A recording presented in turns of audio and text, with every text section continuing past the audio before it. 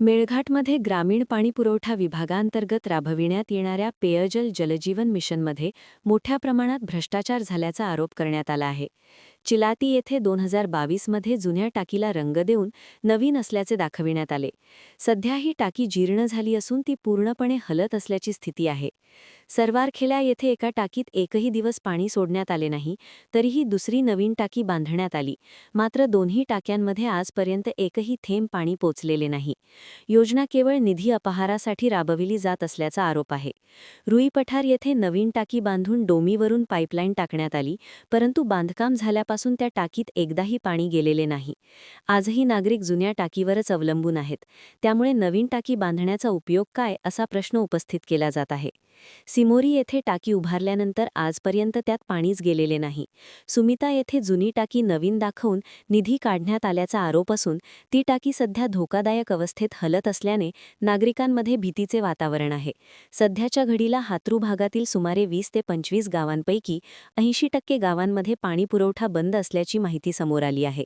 अंदाजपत्रकांमध्ये 2 motor pump दाखविले जात असताना प्रत्यक्षात एकच बसविण्यात येत असल्याचा प्रकार समोर आला आहे.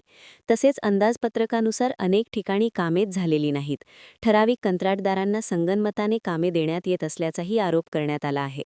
पाणीटंचाईच्या नावाखाली मोटर पंप बसविणे, बोरवेल विहिरींची दुरुस्ती, पाईपलाईन टाकणे आदी कामे न करता कोट्यावधी रुपयांची बिले अधिकाऱ्यांनी व संबंधित कंत्राटदारांनी काढल्याचा गंभीर आरोप आहे.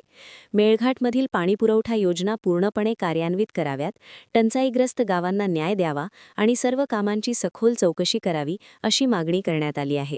अनेक कोटींच्या योजना पूर्णपणे अपयशी ठरल्या असून पाण्याच्या टाक्या बंद अवस्थेत आहेत. योजना केवळ कागदावरच चालविल्या जात असल्याचा आरोप आहे. या संपूर्ण प्रकरणाची प्रत्येक गावात चौकशी व्हावी, अशी मागणी करण्यात आली आहे. युवक काँग्रेसने पुराव्यासह हा प्रकार उघड करण्याचा इशारा दिला असून प्रशासनाने तात्काळ उपाययोजना करून दोषींवर कारवाई करावी, अन्यथा टाक्यांवर चढून तीव्र आंदोलन छेडण्यात येईल, असा इशारा युवक काँग्रेसचे जिल्हाध्यक्ष राहुल येवले यांनी दिला आहे. मेळघाटमध्ये पाणीपुरवठा जलजीवन मिशनमध्ये प्रचंड प्रमाणात भ्रष्टाचार सुरू आहे, असं आम्ही वारंवार युवक काँग्रेसच्या माध्यमातून सांगत आहोत. आज आम्हाला नवीन माहिती मिळाली त्याप्रमाणे हतरू या गावामध्ये पाण्याची टाकी कंप्लीट झालेली आहे, विहीर झालेली आहे, परंतु आजपर्यंत त्या गावातील लोकांना पाणी पुरवठा झालेला नाही आहे, त्या टाकीमध्ये पाणीच आलेलं नाही आहे. सरवारखेडा गावामध्ये जुनी पाण्याची टाकी होती, तरी सुद्धा एक नवीन टाकी बनवण्यात आली आणि त्या दोन्ही टाक्यामध्ये आजपर्यंत पाणी पुरवठा झालेला नाही आहे. चिलाटी या गावामध्ये जुनी पाण्याची टाकी रिपेअर करून तिलाच नवीन दाखवून त्याचे पैसे काढण्यात आलेले आहे. तोच प्रकार सुमिता या गावामध्ये जुन्या पाण्याच्या टाकीलाच नवीन दाखवून त्याचे सुद्धा पैसे काढण्यात आलेले आहे.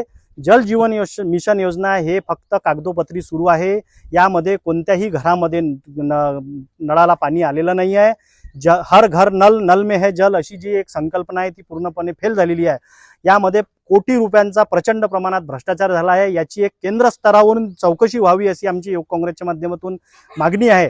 येणाऱ्या काळात पाणी टंचाई दूर व्हावी, प्रत्येक गावामध्ये प्रत्येक नळामध्ये स्वच्छ पिण्याचं पाणी यावं आणि आम्ही ज्या ज्या गावांमध्ये तक्रारी देत आहोत ह्या सगळ्या जर याचं निराकरण नाही झालं, यांच्यावर कारवाई नाही झाली, तर युवक काँग्रेसच्या माध्यमातून येणाऱ्या काळात आम्ही टाकीवर चढून एक तीव्र आंदोलन करू, याची प्रशासनाने दखल घ्यावी.